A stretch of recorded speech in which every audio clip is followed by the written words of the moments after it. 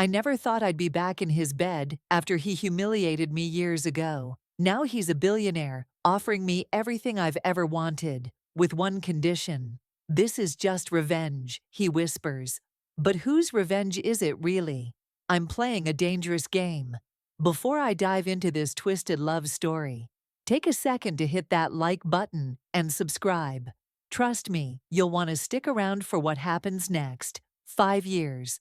That's how long it took me to finally feel like myself again, after he shattered my heart in front of everyone. 5 years of rebuilding, of learning to trust again, of convincing myself I was over him. And I was, until that charity gala 3 months ago. I still remember the moment I saw him across the room. Ryan Blackwood, the college sweetheart who destroyed me, was now one of the most powerful men in the city. Our eyes locked, and suddenly I was 22 again, feeling that same electric current that had drawn us together all those years ago. I looked away first, determined to avoid him. But fate had other plans. Ellie, his voice hadn't changed, still had that same effect on me, like honey and whiskey mixed together. It's been a long time, the understatement of the century. Long enough for him to become a tech billionaire, long enough for me to build my own marketing agency, long enough that the wound should have healed completely. But standing there feeling his eyes on me, I realized some scars never truly fade. "What do you want, Ryan?" I asked, proud of how steady my voice sounded despite the chaos inside me. His smile was different now, colder, calculated. "I have a proposition for you. Your agency is brilliant, and I need the best." That's how it started. A business dinner that turned into drinks, drinks that turned into reminiscing, reminiscing that turned into his penthouse at 2 a.m. As I lay in his arms afterward, confused and conflicted, he whispered those words that changed everything. "Don't get confused, Ellie. This is just revenge." I should have walked away then, but something in his eyes told a different story. Was he trying to convince me or himself? And more importantly, why did I find myself coming back night after night, knowing this was his game? If you've ever wondered if you could play with fire without getting burned, stay with me, because this story of love, revenge, and unexpected twists is just beginning. And trust me, you won't see the ending coming. Ryan and I met during my sophomore year of college. I was the scholarship student, working 3 jobs. He was the charismatic business major with a trust fund. Classic opposites attract. I remember thinking he'd never notice someone like me, until that rainy afternoon in the campus coffee shop, when he sat at my table because there were no others available. "Is this seat taken?" he asked, already settling in. His confidence was almost irritating, but there was something genuine in his eyes that disarmed me. One conversation turned into 5 hours of talking. By closing time, I was already falling. Our relationship was intense from the start. Late-night study sessions that had nothing to do with studying. Weekend road trips to nowhere. He'd surprise me with small gifts, not expensive ones, but thoughtful things that showed he was listening. A vintage copy of my favorite book, a sketch pad when I mentioned wanting to draw again. For the first time, I felt seen. "You're going to change the world someday, Ellie," he'd whisper against my skin. "And I'm going to be right there watching you do it." I believed him. God, I believed everything. Then came senior year and the startup competition. Ryan and I had developed a marketing platform together. We were the perfect team. His business acumen, my creative strategy. We worked day and night on our pitch, sleeping on the floor of the innovation lab more often than our own beds. The day before the finals, everything changed. I arrived early to find Ryan presenting our idea to the judges, alone. He'd removed my name from everything, claimed sole ownership. When I confronted him, it was in front of everyone. "Let's be real, Ellie," he said with a coldness I'd never seen before. "You were just the pretty face to help me refine the concept. Did you really think you contributed anything substantial?" The humiliation was unbearable. The whispers, the pitying looks. I dropped out 3 weeks before graduation and moved across the country. For years, I dreamed of confronting him, of making him feel as small as he'd made me feel. I fantasized about success as the ultimate revenge, and eventually, I built it. A life and career I was proud of. I convinced myself I was over him, over us. Until that gala, until I discovered that the anger I'd nursed for 5 years could reignite into something else entirely with just one look from him. The charity gala was supposed to be my moment. My agency had just landed a major client, and I was finally being recognized in the industry. The black dress I wore cost more than my first month's rent, a reminder of how far I'd come. Then Ryan walked in, and suddenly I was nobody again. He looked different, sharper, harder somehow. Success had chiseled away his boyish charm, replacing it with something more dangerous. The gossip columns called him ruthless, a tech mogul who crushed competitors without remorse. The algorithm he'd stolen from me was just the beginning of his empire. I watched him work the room, so at ease among the elite. I told myself I was immune to him now. Then he turned, and 5 years evaporated in an instant. "I've followed your career," he said later, champagne glass in hand. No apology, no acknowledgement of what he'd done, just that intense gaze that still seemed to see through me. "Your agency's campaigns are brilliant." "I didn't think billionaires noticed small fish like us," I replied, proud of the edge in my voice. His smile didn't reach his eyes. "I notice everything about you, Ellie. Always have." 3 days later, his assistant called. Blackwood Tech wanted to hire my agency, a contract worth 7 figures. The catch: I would personally handle the account, work directly with him. "This is strictly business," I told my business partner, Sophie, who knew our history. "I'm not letting the past interfere with our company's future." "The past is written all over your face whenever his name comes up," she warned. "Be careful." I wasn't careful. The late meetings in his penthouse office, the working dinners where we discussed everything but work. The night I found myself on his balcony, staring at the city lights, when he finally said what we'd been dancing around. "I want you back in my life, Ellie." "Why now?" I asked, heart thundering. "After everything." He stepped closer, one hand tilting my chin up.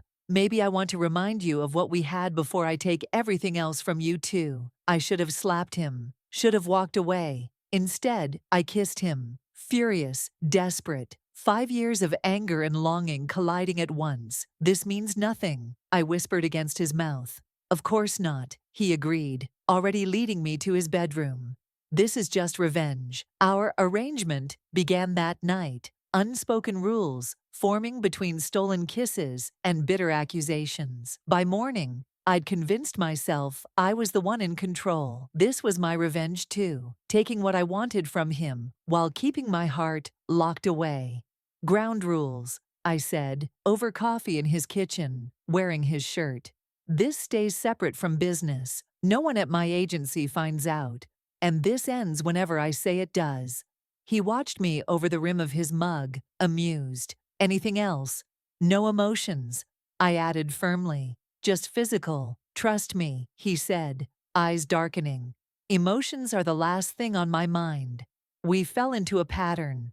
Ruthless business negotiations by day, where neither of us gave an inch. Then nights when we'd tear into each other with a hunger that scared me. Sometimes gentle, sometimes rough. Always with that dangerous edge of resentment between us. "Tell me you hate me," he'd whisper against my neck, fingers tracing patterns on my skin. "I hate you," I'd respond. But the words sounded hollow even to my own ears. Weeks passed. The campaign we worked on together exceeded expectations. My agency was thriving under Blackwood Tech's patronage, and I was drowning in contradiction. Professionally soaring, while personally spiraling into something I couldn't control. He started showing up with small gifts again. Echoes from our past, a first edition of a poet I'd mentioned, coffee from that tiny shop we'd discovered on our third date in college, each one wrapped in the pretense of business courtesy, but we both knew better. Then came the moments that didn't fit our narrative.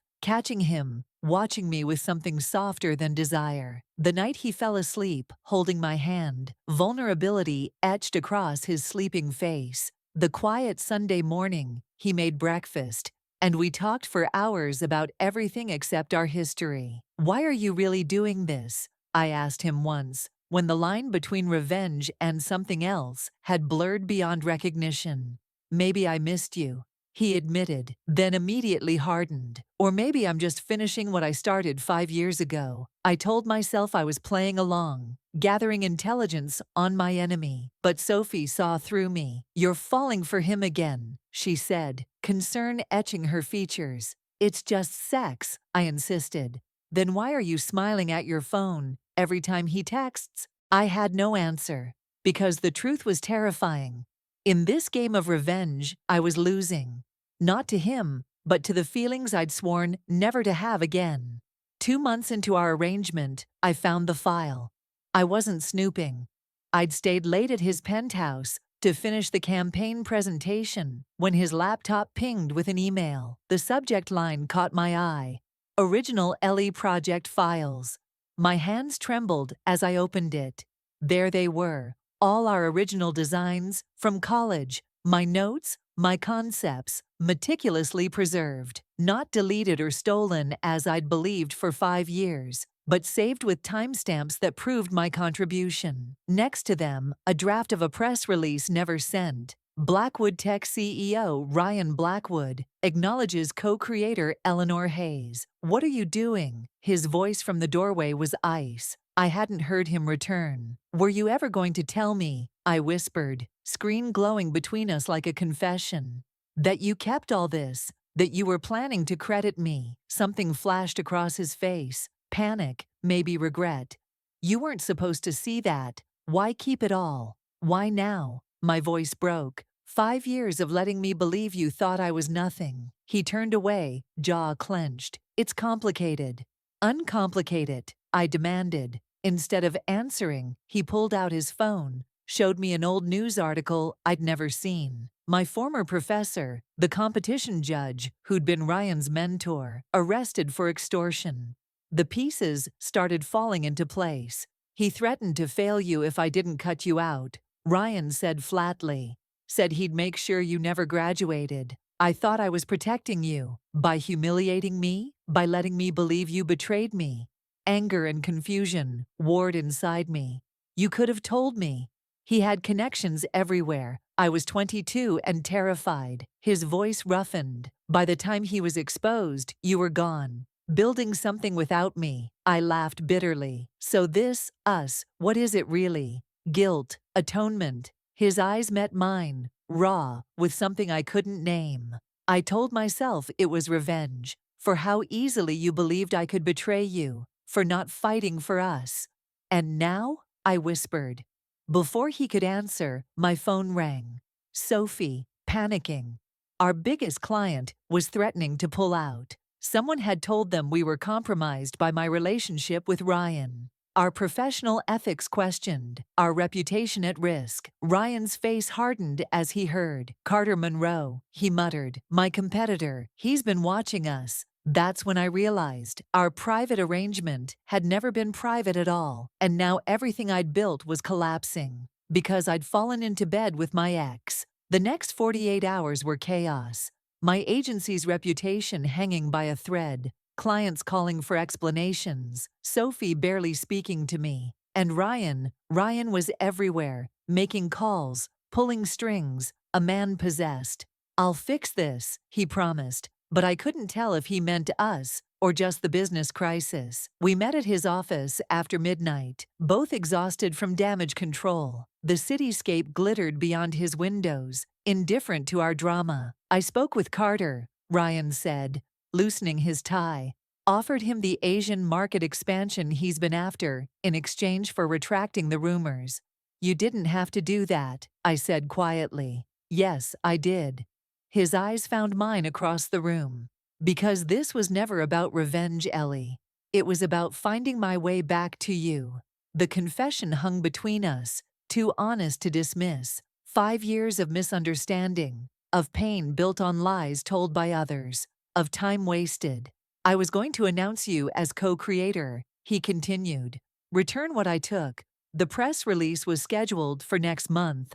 Our company's anniversary. Why didn't you just tell me the truth from the beginning? I asked. Because I needed to know if there was anything left between us first. He moved closer, cautious, and because I was a coward, afraid you'd never forgive me. I'm not sure I have, I admitted. But I understand now, we were both victims. He took my hands, and for the first time since our reunion, I saw the boy I'd fallen for in college. Vulnerable, sincere. I never stopped loving you, Ellie. Not for a single day. Words I'd dreamed of and dreaded in equal measure. But something had shifted inside me. The anger I'd nursed for years had transformed, making space for a truth I'd been fighting. I loved him still. No more games, I whispered. No more revenge. Just us, figuring this out honestly. He nodded, eyes suspiciously bright. Partners.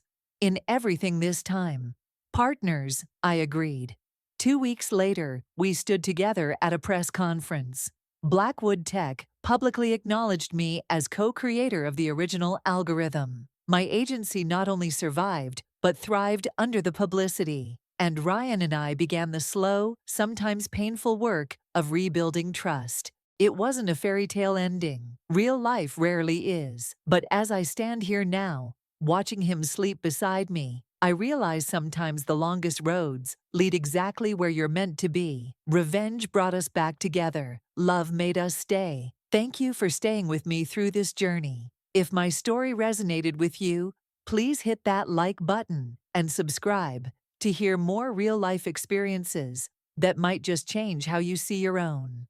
Leave a comment about a time someone surprised you by being better or different than you remembered. And remember, sometimes the people who hurt us the most are the only ones who can heal us completely. Not because we need them, but because forgiveness frees us in ways revenge never could.